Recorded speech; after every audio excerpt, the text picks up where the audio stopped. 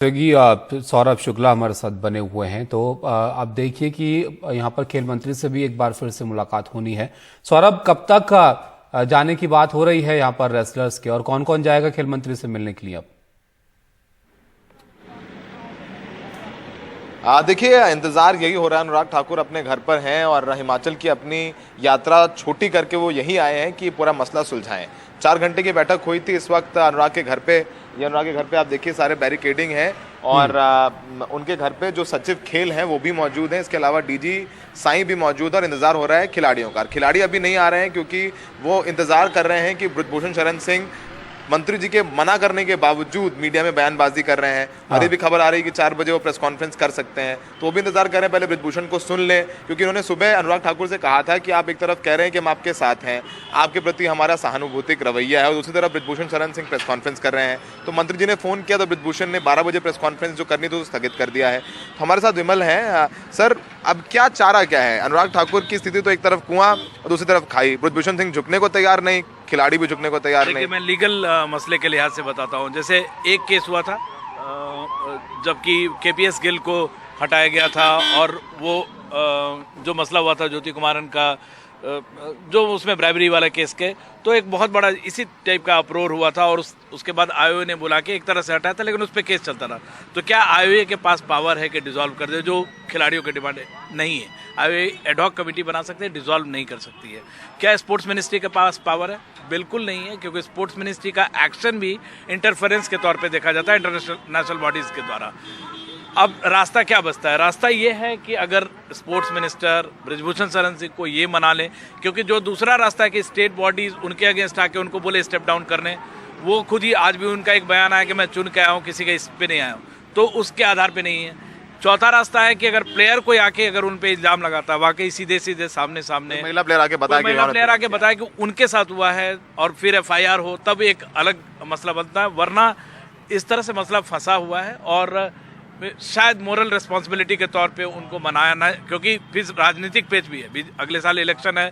BJP का हमारी जानकारी है वो मना लिया गया है, उनको संकेत दिया गया है कि आप नैतिक जिम्मेदारी लेके इस्तीफा दे दें। बिल्कुल। और सोचिए, इतना मजबूत प्रधानमंत्री मोदी जी, अमित शाह गृह मंत्री, अनुराग ठाकुर, और अगला वहां से कह रहा है कि मैं किसी की दया पर नहीं बना हूं। संदेश उसको दे रहा है। दया किसको संदेश? दया के मतलब कि मतलब जो खिलाड़ी करे कि कोई स्टेप डाउन कर जाए, या पीटी उषा बनाई गई। देखिए, पीटी उषा ये मैं अलग बात कर, देखिए राजनीतिक बात कही आपने, मैं अलग बात कर रहा हूँ आपसे। अब ये पॉलिटिकल बात करें तो पीटी उषा और आईओए का, मुझे ऐसा लगता है पीटी उषा ने ट्वीट जरूर किया, लेकिन मुझे लगता है कि आईओए को आगे आना चाहिए था। अभी जो खिलाड़ियों ने जो खत लिखा है वो पीटी उषा के ट्वीट के बाद उन्होंने लिखा है कि हम आप एक एडहॉक कमेटी बनाइए, लेकिन जो आईओए है उसको आगे आना चाहिए था। 3 दिन आप इंतजार कर रहे हैं, ट्वीट पे थोड़ी पीटी उषा केरल में है, गगन नारंग हैदराबाद में, कल्याण चौबे हैं, बहुत सारे उसमें जनरल सेक्रेटरी हैं, बहुत सारे लोग हैं जिनको आ सकते हैं। इतना केरल और इसमें कितना डिस्टेंस है? 3 घंटे का। ये बताइए कि जब ये मेडल मिलता है और आप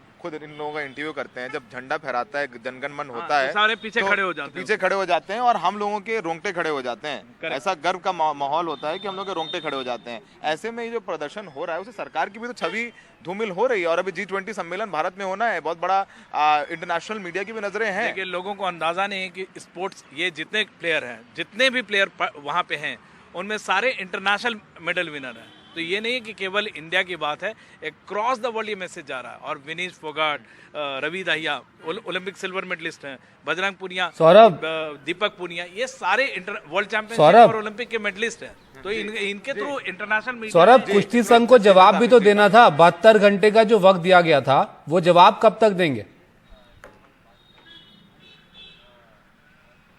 देखिए, जवाब थोड़ी देर में आ जाएगा, और जवाब क्या है वो भी सुन लीजिए। हाँ। तो हमारी जानकारी उसके मुताबिक जो कुश्ती संघ है यानी ब्रिजभूषण शरण सिंह, सारे आरोपों को उन्होंने बताया कि निराधार है, कोई तथ्य नहीं है इसमें। और उल्टा उन्होंने वो जवाब में इन पहलवानों पर आरोप लगाया है कि नेशनल्स नहीं खेलते हैं या अपना कोच लेके जाना चाहते हैं, जो नियम कायदे कानून है उसको फ्लाउट करते हैं। जानकारी अभी आज में लग रहा है कि अभी 3 बज रहा है, शायद 4 बजे के बाद ये रिप्लाई फाइल कर दें। तो उस रिप्लाई में भी जो ब्रिजभूषण शरण सिंह तो अपने वो क्लीन चिट दे रहे हैं, उसके बाद क्या होगा? लेकिन हो सकता है कि मतलब जो मुझे लगता है, जो इस तरह के मसले जब भी हुए हैं, एक एडहॉक कमेटी बनेगी, उन पे जांच होगी, मोरल रिस्पॉन्सिबिलिटी लेके स्टेप डाउन करेंगे, शायद इस तरह की बात हो, क्योंकि उनको जो अब हालात लग रहे हैं उसमें उनको जाना तो पड़ेगा। जो नहीं और जितना हम जानते हैं ब्रजभूषण शरण सिंह को, विमल जी, मैं भी वो 20 साल से वो आप जानते तो हैं जानता हूं। उनकी राजनीति उत्तर प्रदेश में वो दबते वबते नहीं है किसी से।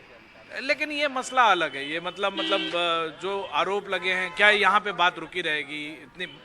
इतने इंटरनेशनल सौरभ, राजनीति से अलग क्या आईओए भी यहाँ पर कहीं ना कोई कहीं तो अहम आपको रोल निभा एक सकता है? बातचीत क्योंकि उनसे भी तो शिकायत की है यहाँ पर रेसलर्स ने।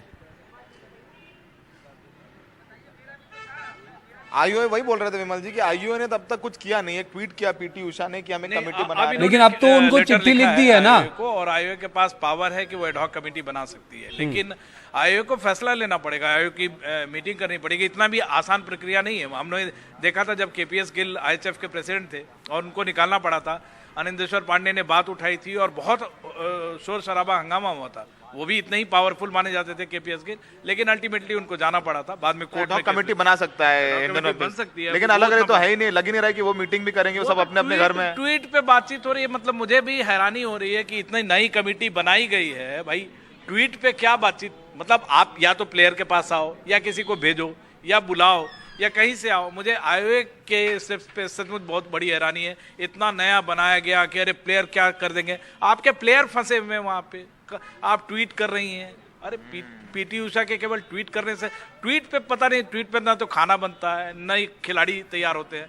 ट्वीट पे कैसे काम हो रहा है मुझे समझ में नहीं। बड़ा बड़ा बड़ा बड़ा मुश्किल है। आप देखिए 4 बजे का इंतजार करते हैं। वैसे पूरी कोशिश लगी हुई है। अंदर बैठे हुए हैं अनुराग ठाकुर जी और संकेत दे चुके हैं कि भैया प्रेस कॉन्फ्रेंस ना करें, मीडिया में बयानबाजी ना करें। वो मनाने की कोशिश कर रहे हैं खिलाड़ियों का कुछ रुख भी नर्म हुआ। इसी वजह से कल वो जब निकले 4 घंटे की बैठक के बाद उन्होंने मीडिया में आगे कुछ बोला नहीं। सुबह DG sports authority of India भी खिलाड़ियों से मिलकर के आए। अनुराग ठाकुर कह रहे हैं कि खुला दरवाजा है।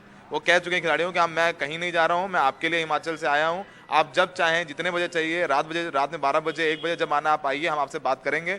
हम आपके साथ हैं, सारी संवेदनाएं आपके साथ हैं। लेकिन ब्रजभूषण शरण सिंह अब तक नैतिक जिम्मेदारी लेके जब तक इस्तीफा नहीं देते तब तक अनुराग ठाकुर के एक तरफ कुआं है और दूसरी तरफ खाई, और खाई को और गहरा करते जा रहे हैं ब्रजभूषण शरण सिंह, ये बोल के अपने तेवर दिखा करके कि किसी की दया से नहीं बना हूं, यानी मैं किसी का दबाव नहीं मानने वाला हूं। और हम कह देंगे तो सुनामी आ जाएगी। चलिए, शुक्रिया सौरभ आपका।